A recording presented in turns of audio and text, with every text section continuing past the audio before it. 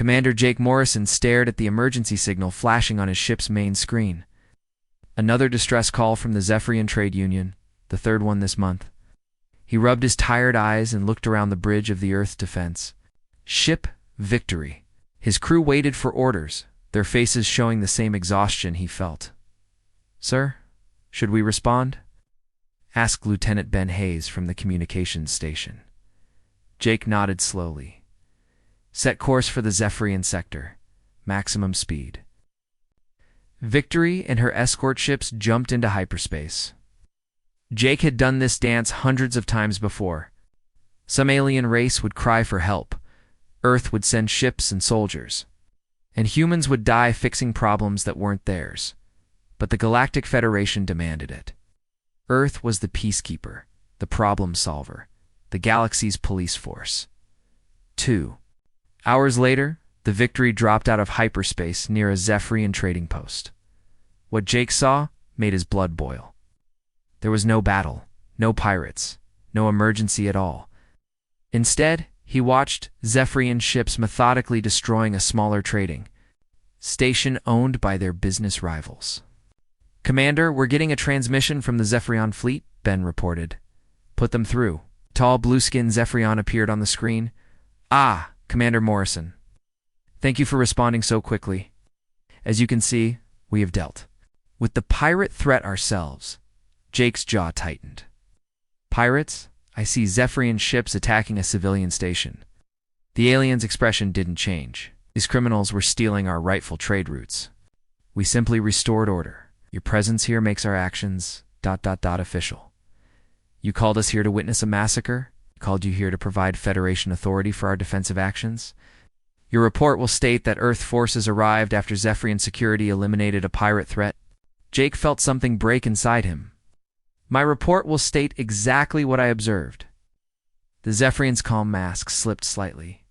"Commander, I suggest you reconsider. The Federation Council values cooperation between member races." Earth's continued. "Participation in galactic affairs depends on such cooperation." The transmission ended. Jake stared at the blank screen while his bridge crew watched in silence. After a moment, he turned to his communications officer. "Ben, send a message to Admiral Scott. Tell him we need to talk when we get back to Earth." Meanwhile, light years away on the Federation Council station, Ambassador Lisa Carter sat in yet another emergency session. She had been Earth's chief diplomat for 10 years, and every year the demands on humanity grew worse. The motion before the Council announced the Talarian chairman is the establishment of the Enhanced Soldier Program. Each member race will contribute their youth for biological and technological enhancement. Lisa stood up. "How many soldiers does Earth need to provide? Given humanity's proven effectiveness in combat situations, Earth will contribute 60% of all candidates." The number hit Lisa like a physical blow. 60%. That means you want 300,000 human children. "The term children is inaccurate," said the crystalline representative, its voice like breaking glass. "These will be volunteers." "Between the ages of 16 and 21, children," Lisa repeated firmly. "And what happens to them in this program? They will receive the finest enhancements available. Improved strength, speed, intelligence, and combat ability. They will become the Federation's ultimate peacekeeping force." Lisa had seen Federation enhancement programs before. She had watched alien scientists turn volunteers into twisted creatures that barely resembled their original species. The survival rate was less than 30%. Earth respectfully declines to participate. The chamber erupted in angry voices from dozens of alien species. The chairman called for order. "Ambassador Carter, this is not a request. The Federation Council has voted. Earth will comply." Lisa felt her diplomatic training warring with her. Human instincts. "I need to consult with my government. You have 24 hours? Back on Earth, Admiral Ryan Scott received Jake Morrison's message while sitting in his office overlooking the Pacific Ocean. He had been expecting this call for months. Every field commander reported the same thing. The aliens weren't allies anymore. They were masters expecting obedience from their human servants. His secure communication system chimed. Lisa Carter's face appeared on his screen, and he could see the stress in her eyes. Ryan, they want our children. How many? 300,000. For some insane enhancement program that will probably kill most of them. His chair. When do they expect an answer? 23 hours and counting. Lisa, I need you to stall them. Buy us as much time as you can. What are you planning? I'm calling an emergency session of the High Command. It's time to make a decision we should have made years ago. The next morning, the most powerful humans in the galaxy gathered in a secure bunker beneath the Rocky Mountains. President Karen Davis sat at the head of the table, flanked by Admiral Scott, General Frank Miller, and a dozen other military and civilian leaders. Admiral Scott spoke first. We all know why we're here. The Federation has crossed a line they can't uncross. They want our children for cannon fodder. It's worse than that, added Dr. Helen Brooks, Earth's chief science advisor. I've been studying Federation technology sharing agreements for years. They give us just enough tech to make us effective soldiers, but they keep all the real advances for themselves. And we're not partners. We're tools. General Miller activated a holographic display showing human casualties over the past 50 years. We've lost over 2 million soldiers fighting other people's wars. Our population growth has slowed because we're constantly sending our best and brightest to die in alien conflicts. President Davis looked around the room. So what are our options? We have 3 choices, Admiral Scott said. We can comply with Federation demands and watch them slowly destroy humanity. We can refuse and face whatever punishment they think they can impose, or we can leave. Leave, President Davis asked. Complete withdrawal from all Federation agreements, alliances, and territories. We bring every human home and tell the galaxy to solve its own problems. The room fell silent. Dr. Brooks was the first to speak. If we leave, they'll try to force us back.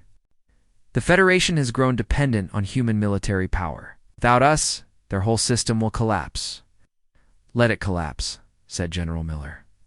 Maybe it's time the galaxy learned to take care of itself. Admiral Scott activated another display, this one showing Earth's military capabilities. Ow. We've been preparing for this possibility for years. Hidden shipyards, defensive systems, new technologies based on everything we've learned from them. If they want to force us back, they'll find we're not the same species that joined the Federation 2 centuries ago. President Davis studied the faces around the table. These were the people responsible for humanity's survival, and she could see the same determination in all of them. All in favor of complete withdrawal from the Galactic Federation. Every hand in the room went up. Then it's decided. Admiral Scott began immediate recall of all human forces.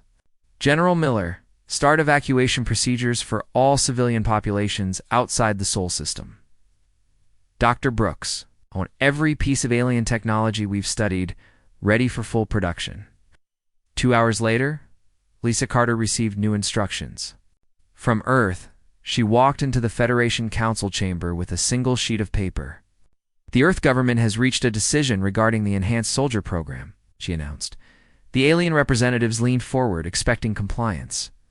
Lisa's voice carried clearly through the chamber. Effective immediately. Earth withdraws from all Federation agreements, alliances, and joint operations. All human personnel will be recalled from Federation space within 90 days. Any attempt to interfere with this withdrawal will be considered an act of war. She placed the paper on the chairman's desk and walked out, leaving behind a chamber full of stunned aliens who couldn't quite believe what they had just heard. The galaxy was about to learn. What happened when you pushed humanity too far? Captain Ben Hayes watched the evacuation ships launch from the mining station on Kepler 44b. The massive cargo vessels carried everything valuable that humans had built during 50 years of settlement. Tools, machinery, personal belongings, and most importantly, people. Thousands of them. How many more trips do we need? He asked his second-in-command, Lieutenant Tony Walsh. 6 more loads, sir. Maybe 7 if we take the heavy mining equipment. Ben nodded. Earth's orders were clear. Every human outside the Sol system had to come home. No exceptions. Looked out at the alien settlements surrounding the human colony. The Rigelian traders and vegan miners watched the evacuation with growing alarm. Communication request came through from the Rigelian trade master. Ben accepted it reluctantly. Captain Hayes, the six-armed alien, said, "Surely this evacuation is temporary? Our trade agreements depend on human mining operations. The agreements are terminated," Ben replied. "All human operations in this system will cease within 30 days. But who will maintain the shipping lanes? Who will protect our cargo vessels from pirates?" Ben almost laughed. "That's not our problem anymore." The transmission ended, but Ben knew similar conversations were happening across the galaxy. For 2 centuries, humans had been the backbone of galactic civilization. They protected trade routes, mediated disputes, fought wars, and died for causes that weren't their own. Now the aliens were discovering what life looked like without their human servants. Back on Earth, engineer Marie Johnson worked 18-hour days in the underground research facilities beneath New Geneva. Her team had a massive job ahead of them. They needed to turn decades of secretly studied alien technology into working human systems. "The power core is stable," reported Dr. Paul Young from across the lab. "But we're still having problems with the shield harmonics." Marie wiped sweat from her forehead. "The Federation always gave us incomplete specifications. They wanted us dependent on their technicians for maintenance." "Well, we're not dependent anymore," said Dr. Rachel Kim, looking up from her computer. "I figured out how their faster-than-light communication works. Give me 2 weeks and we'll have our own network that they can't monitor or shut down." Marie smiled for the first time in days. "Good. What about the defensive systems?" "Colonel Amy Foster's team is installing the first orbital platforms now. If the aliens try to force us back, they're going to get a very unpleasant surprise." 3 weeks into the evacuation, General Frank Miller received troubling reports from across the galaxy. Human withdrawal was causing exactly the chaos Earth's leadership had predicted. "Sir," said his aide, Major Steve Brown, "we're getting intelligence. Reports from our remaining assets? It's not good." Frank studied the holographic display showing the galaxy's major trade routes. Red warning symbols appeared everywhere humans had withdrawn their protection. "The Outer Rim shipping lanes are completely overrun with pirates," Steve continued. "The Zephyrian Trade Union has lost 30 cargo fleets in the past week alone." "What?" "About the diplomatic missions? 3 separate wars have started. The Andorians and the Crystalline Collective are fighting over mining rights in the Delta sector. The Talarians and the Vegans are shooting at each other over some old border dispute. And the smaller races are being wiped out completely." Nodded grimly, "Just like we predicted. Without human peacekeepers, they're going back to their old ways." "Sir, the Federation Council is demanding immediate talks. They want to discuss terms for human return to service." "What did Earth Command tell them?" "Nothing. Complete radio silence, as ordered." Meanwhile, on the Federation Council station, chaos reigned. Ambassador Lisa Carter had been replaced by a junior diplomatic aide who had exactly one job: listen to alien demands and report them to Earth. He wasn't authorized to negotiate, discuss, or even respond to most communications. The Talarian chairman paced back and forth in the council chamber, his reptilian features twisted with frustration. "This is intolerable. Human forces must return immediately." "Perhaps we should consider their concerns," suggested the Altarian representative, a floating blob of blue energy. "We may have been too demanding." "Too demanding." The crystalline delegate's voice shattered several glasses.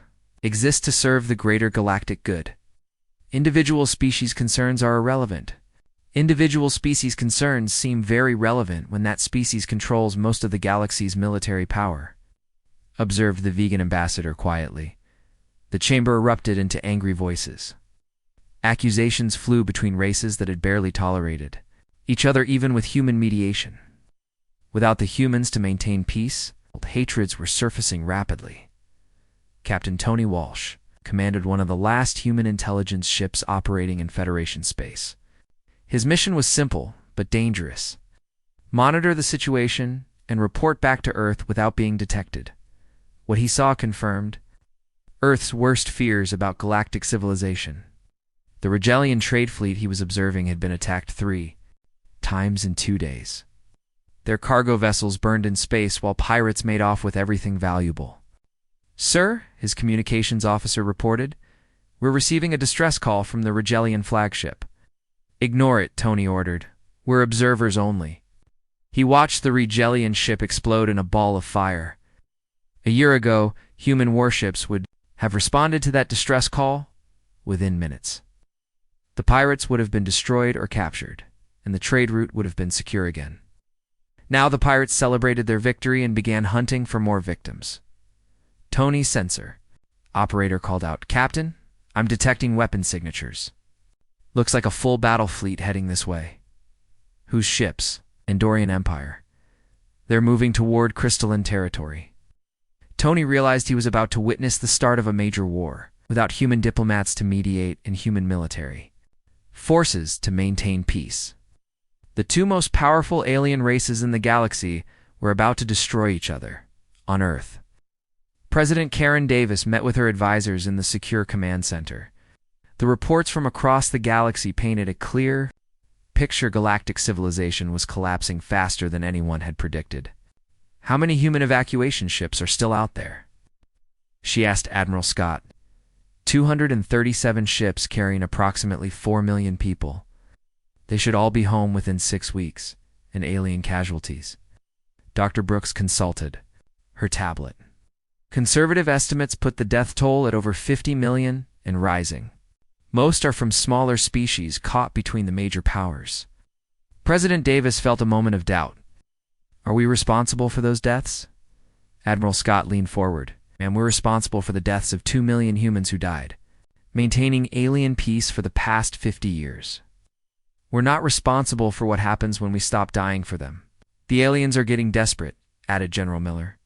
"Intelligence reports suggest they're forming some kind of military alliance. Their goal is to force us back into service." "Let them try," said Colonel Foster. "Our defensive systems are online. The Sol system is now the most heavily fortified location in the galaxy." Dr. Young activated a holographic display showing Earth's new technological capabilities. "We've made breakthroughs in every field. Our ships are faster, our weapons more powerful, and our defenses impenetrable. The Federation kept us dependent on their technology, but we've moved beyond their limitations." President Davis studied the display. "How long before they make their move?" "Based on current intelligence," Admiral Scott replied, "we estimate 3 to 6 months. They need time to organize and overcome their mutual hatred long enough to work together. Then we use that time to prepare. I want every human colony ship equipped with our best defensive systems. I want our orbital platforms armed and ready. And I want it clear to every human that we're fighting for our survival as a free species." As the meeting ended, President Davis looked out at the stars.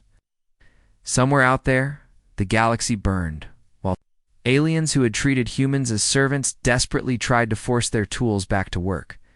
But humanity was no longer the same species that had joined the Galactic Federation 2 centuries ago. They had learned from their masters. They had grown strong. And they were done being anyone's servants. The galaxy was about to learn what humans could accomplish when they fought for themselves instead of others. 6 months after humanity's withdrawal, Captain Tony Walsh piloted his stealth ship through the wreckage of what used to be the prosperous Centauri trade hub. Twisted metal and debris floated where merchant vessels once docked safely. Bodies drifted in the vacuum, frozen reminders of the violence that had consumed the galaxy. "How many dead this time?" asked his sensor operator, Lieutenant Danny Cooper. 40,000? Maybe 50? Tony replied, checking his instruments. "The Andorian Empire and Crystalline Collective have been fighting over this system for 3 weeks. Tony's ship, the Silent Observer, was one of 12 human intelligence vessels still operating in Federation space. Their job was to monitor the collapse and report back to Earth. Every report painted the same picture: complete chaos. "Sir, I'm picking up distress signals from 17 different sources," Danny reported. "Looks like civilian transports caught in the crossfire." A year ago, Tony would have responded immediately. His ship would have rescued the civilians and escorted them to safety. Now, he simply recorded their positions and moved on. Earth's orders were clear: observe, but do not interfere. The largest screen on his bridge showed the tactical situation across the galaxy. Red zones marked active warfare, Yellow zones showed pirate activity, and gray zones indicated complete communication blackouts.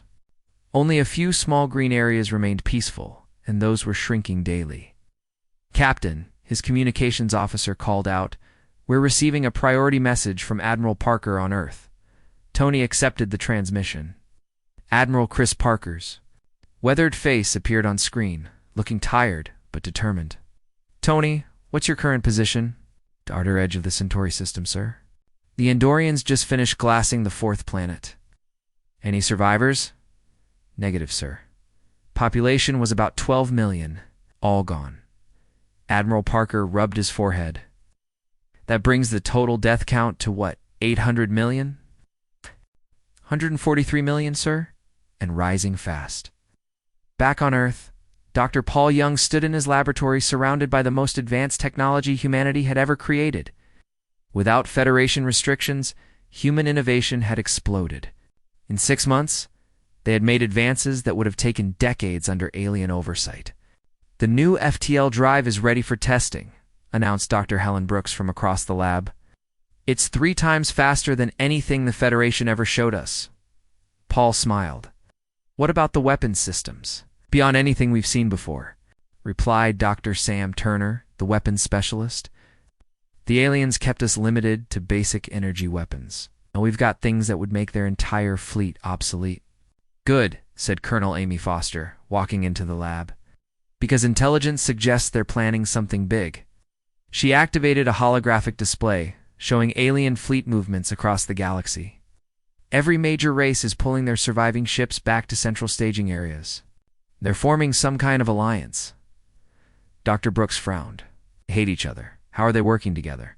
"Desperation," Amy replied. They finally understand that without humans, their entire civilization collapses. So they're putting aside their differences long enough to try forcing us back? Paul studied the display. "How many ships are we talking about?" "Conservative estimate. 15,000 warships from 30 different species. It'll be the largest military fleet in galactic history. And they're all coming for us? Every single one." Meanwhile, in the ruins of the former Federation Council station, representatives from dozens of alien races gathered for an emergency meeting. The once proud chamber was damaged from recent fighting. With blast marks on the walls and several seats destroyed, the Talarian chairman looked exhausted. His government had been fighting 3 separate wars since human withdrawal, and his military was near collapse. "We all know why we're here. Our civilization is dying. Humans must be forced to resume their duties," declared the crystalline. Representative, though its usual arrogance, seemed forced. "They have no right to abandon their obligations." "What obligations?" asked the Altarian delegate. "We never paid them for their services. We took their soldiers, their ships, their lives, and gave them nothing in return." "We gave them membership in galactic society," the vegan ambassador protested. "We gave them slavery," the Altarian replied. "And now we're paying the price." The Zephyrian Trademaster activated a holographic display showing economic data. Galactic trade has dropped by 90%. Piracy has increased by 400%. Half the shipping lanes are completely unusable. "The death toll approaches 1 billion, added the Regelian military commander. "Entire species have been wiped out in conflicts that human peacekeepers would have stopped in hours." The chairman called for order as arguments broke out across the chamber. "Fighting among ourselves won't solve this crisis. We need the humans back, and negotiation has failed. That leaves only one option: war," said the crystalline delegate. "We combine our fleets and force them to resume their proper role." The vegan ambassador stood up. "This is madness. We're talking about attacking the most militarily successful species in galactic history. They're only successful because we taught them how to fight our wars," the chairman replied. "Without Federation support and technology, they're just primitives from a backwater world." The vote was close, but the decision was made. The surviving alien races would gather their fleets and march on Earth. On the planet New Geneva, President Karen Davis met with her military commanders in the underground war room.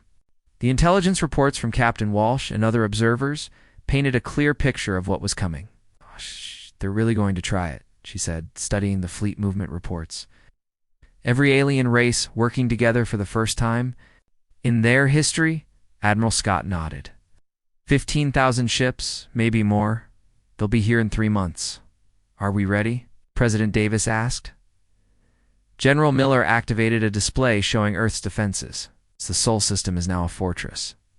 Orbital weapons platforms around every planet, automated defense systems throughout the asteroid belt, and our new fleet hidden in the outer system. What about our technology advantage? Dr. Young stepped forward. Ma'am, it's not even close.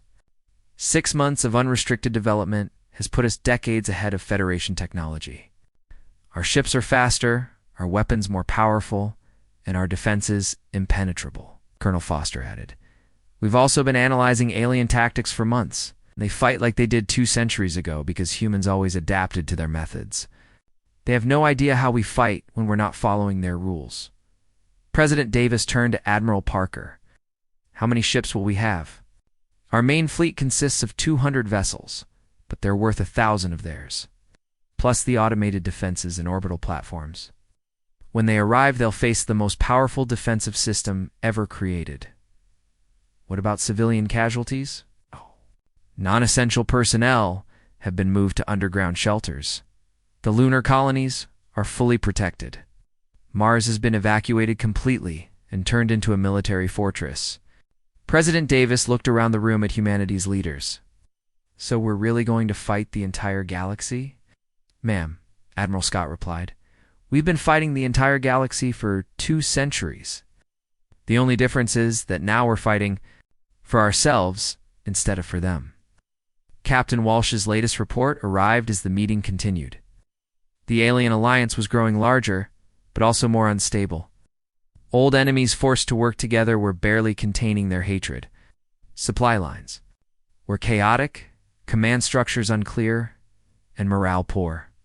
They're making every mistake in the book, Admiral Parker observed, trying to coordinate 30 different military traditions with no unified command structure. They're desperate, President Davis said, and desperate people make bad decisions. Yes, ma'am, and we're about to show them just how bad those decisions were. As the meeting ended, President Davis walked to the observation deck overlooking the Pacific Ocean.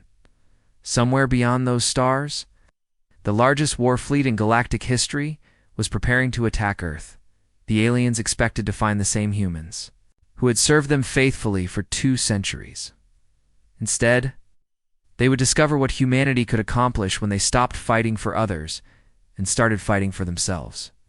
The galaxy had taught humans how to wage war across the stars. Now Earth would show them what they had really created. The alien armada dropped out of hyperspace at the edge of the Sol system like a swarm of angry insects. 18,000 ships from 43 different species, all united by desperation and fury. It was the largest military force ever assembled. In galactic history, Commander Steve Brown watched the enemy fleet appear on his screens from the bridge of the Earth defense ship Liberator. He had been chosen to lead humanity's response to this invasion, and the weight of his species' survival rested on his shoulders.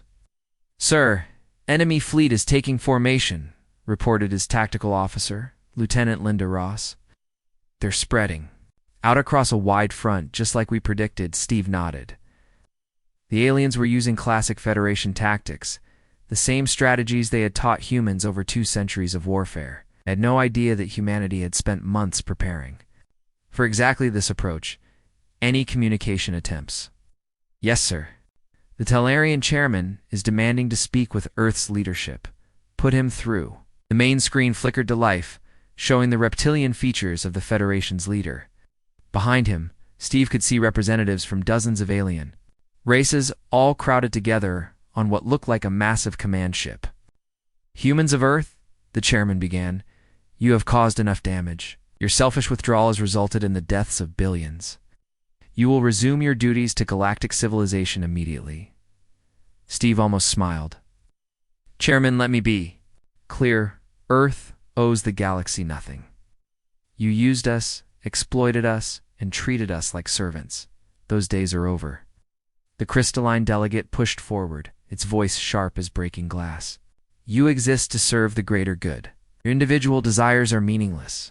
Our individual desires, Steve replied calmly, include not dying for your profit margins and not sacrificing our children to your enhancement programs. The vegan ambassador tried a different approach. Commander Brown, surely we can negotiate. The galaxy needs stability. The galaxy had stability when you treated us as equals. You chose to treat us as tools instead. Now you face the consequences. Chairman's patience was clearly gone. You will submit, or we will force you to submit. Look at our fleet. 18,000 ships against your few hundred.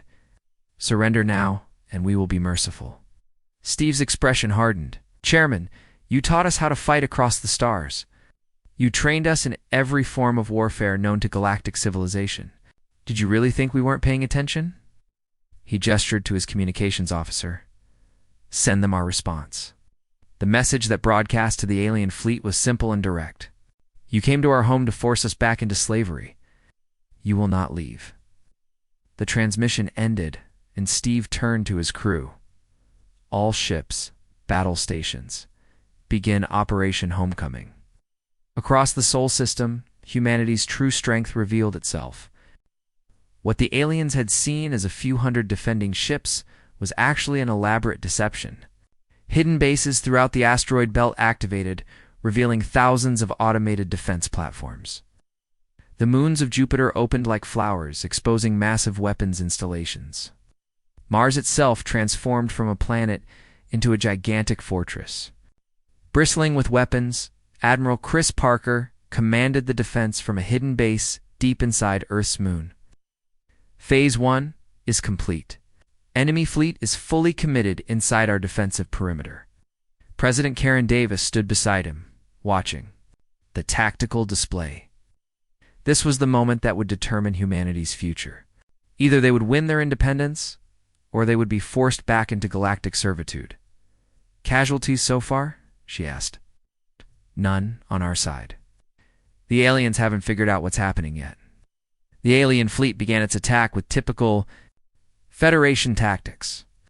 Massive formations of ships moving in predictable patterns, relying on superior numbers rather than strategy. It was exactly what humanity had prepared for. Commander Brown launched the first counterattack. Human ships moved like nothing the aliens had ever seen, using new technology that made them faster and more maneuverable than anything in the galaxy. They struck at the edges of the alien formation, destroying entire squadrons before disappearing back into the asteroid field. Sir, enemy casualties are mounting rapidly, reported Lieutenant Ross. They're losing about 50 ships for every one of ours. What about their formation discipline? Breaking down fast. The different species are starting to blame each other for the losses. Steve had expected this. The alien alliance was held together by desperation, not trust. Under pressure, old hatreds would surface quickly. The Andorian fleet commander was the first to break formation. Pulling his ships away from what he saw as a suicide mission, the Crystalline Collective responded by firing on the retreating Andorians, believing they were betraying the alliance. Within minutes, the alien fleet was fighting itself as much as it was fighting humanity. Dr. Paul Young watched the battle from Earth's surface, monitoring the performance of humanity's new weapons. The plasma cannons are exceeding all expectations, he reported to his team. We're punching through their shields like they're made of paper. What about their return fire? Asked Dr. Helen Brooks. Barely scratching our armor. 6 months of unrestricted development really paid off. On the enemy command ship, chaos reigned. The Talarian chairman watched his mighty fleet dissolve into confusion and panic. Ships fled in all directions while others fought among themselves. The humans seemed to be everywhere at once, striking without warning and disappearing before. Effective return fire could be organized. How many ships have we lost? The chairman demanded. Over 4,000, sir, replied his tactical officer, and the rate is increasing. The crystalline delegate was furious. This is impossible. Primitives with stolen technology that they've improved beyond our recognition, the Altarian ambassador observed. We taught them too well. The Zephyrian trademaster was already calculating the cost. Sir, at this rate of loss, our fleet will be completely destroyed within 6 hours. The chairman refused to accept defeat. All ships, concentrate fire on Earth itself. If we can't control the humans, we'll destroy their homeworld. It was exactly the response Admiral Parker had predicted. As the surviving alien ships turned toward Earth, they flew directly into humanity's strongest defenses. The orbital platforms that had remained hidden throughout the battle suddenly activated, revealing weapons that made the earlier fighting look like a minor skirmish.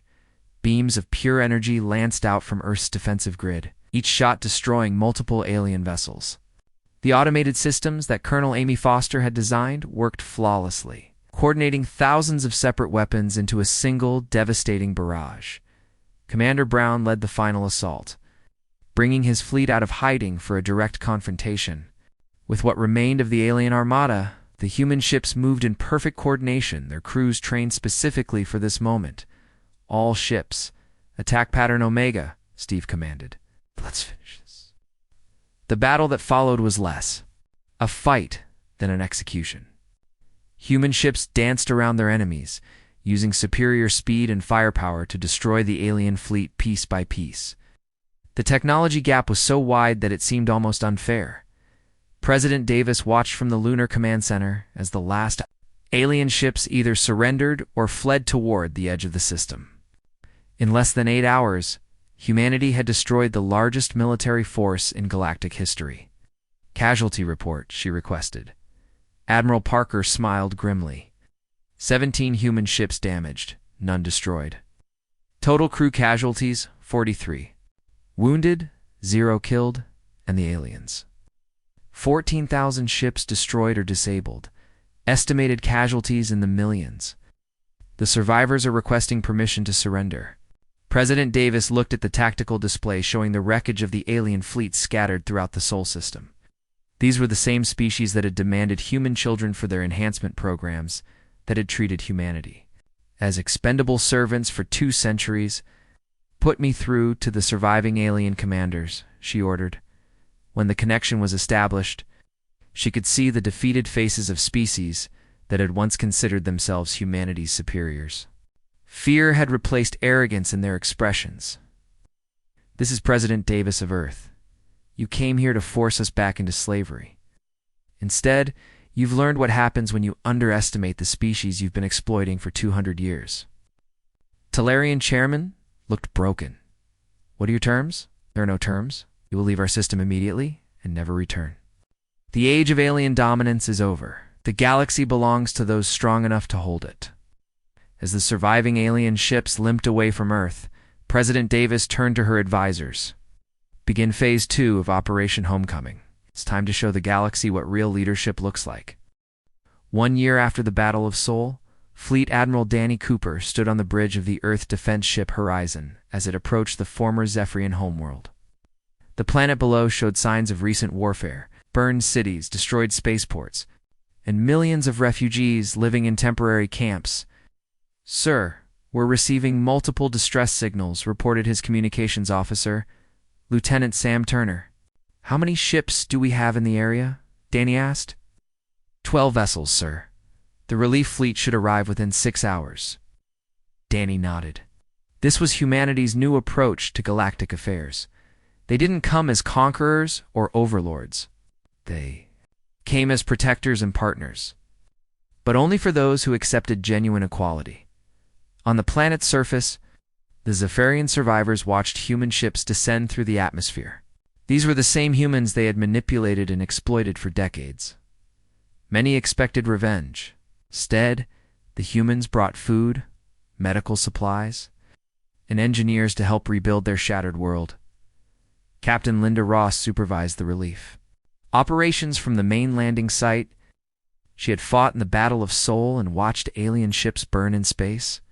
Now she was helping those same species survive. "Captain," said Dr. Helen Brooks, who had joined the relief mission as chief medical officer, "the Zephyrian Council wants to meet with you." "What do they want?"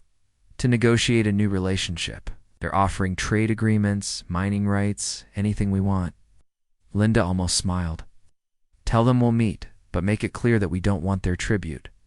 We want partners, not servants."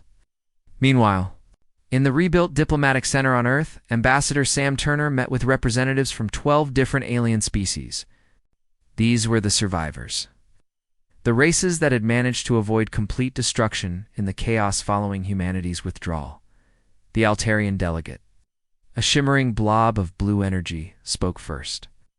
Ambassador Turner, our species offers Earth full access to our energy technology in exchange for protection from the Regalian Empire. Sam shook his head. We don't want tribute or bribes. If you want human protection, you need to accept human terms. Which are? Asked the vegan representative nervously. Complete equality. No more superior and inferior species. No more exploitation of weaker races. Everyone gets the same voice in galactic affairs. The room fell silent. For thousands of years, galactic civilization had been built on hierarchy and dominance. The strong ruled the weak, and the weak served the strong. Humanity was proposing something revolutionary. The Regalian military commander leaned forward, and if we refuse these terms, then you handle your own problems, Sam replied simply. We'll trade with whoever wants to trade fairly. We'll protect. Whoever accepts our partnership, everyone else is on their own. Back in space, Captain Tony Walsh commanded a patrol fleet protecting the restored trade routes between human-allied worlds. The difference from the old Federation system was dramatic. Instead of human ships dying to protect alien profits, they now protected genuine partnerships that benefited everyone involved. Sir, we've got 3 pirate ships attacking a Talarian cargo convoy, reported his tactical officer. Are the Talarians part of the human alliance? Yes, sir. We signed the equality agreements last month, then we protect them. All ships intercept. Of course, the pirates fled as soon as they detected human warships. Word had spread throughout the galaxy about what happened to those who challenged Earth's military power. The Battle of Sol had become legend, and no one wanted to face human weapons in combat. Dr. Paul Young worked in his laboratory on Earth, developing new technologies that would benefit all Alliance members equally. The old Federation system of keeping the best technology for the ruling species was finished. In the human alliance, scientific advances were shared freely among all partners. The new medical scanners are ready for distribution, he told his assistant, Dr. Rachel Kim. Every allied world will receive the same equipment. What about the non-allied species? They can buy the older versions through normal trade channels? If they want the latest technology, they need to join the alliance and accept our terms. It was a simple but effective system. Humanity offered partnership and protection to anyone willing to treat others as equals. Those who refused were left to face the galaxy's dangers alone. President Karen Davis reviewed reports from across the galaxy in her office, overlooking the reconstructed Washington, D.C. The old Federation had controlled 37 star systems. The Human Alliance now protected 52 systems and was growing every month. Ma'am, said Admiral Chris Parker, entering with the latest intelligence reports. 3 more species have requested Alliance membership this week. Which ones? 8. Centaurian Republic, the Outer Rim Mining Guild, and surprisingly, what's left of the Crystalline Collective. Karen raised an eyebrow. The Crystallines, they were among our strongest opponents. Their homeworld was destroyed in the wars following our withdrawal. The survivors have learned that cooperation works better than domination. What about the Talarian Empire? Completely collapsed. The chairman was killed in a civil war 6 months ago. Individual Talarian worlds are requesting separate alliance memberships.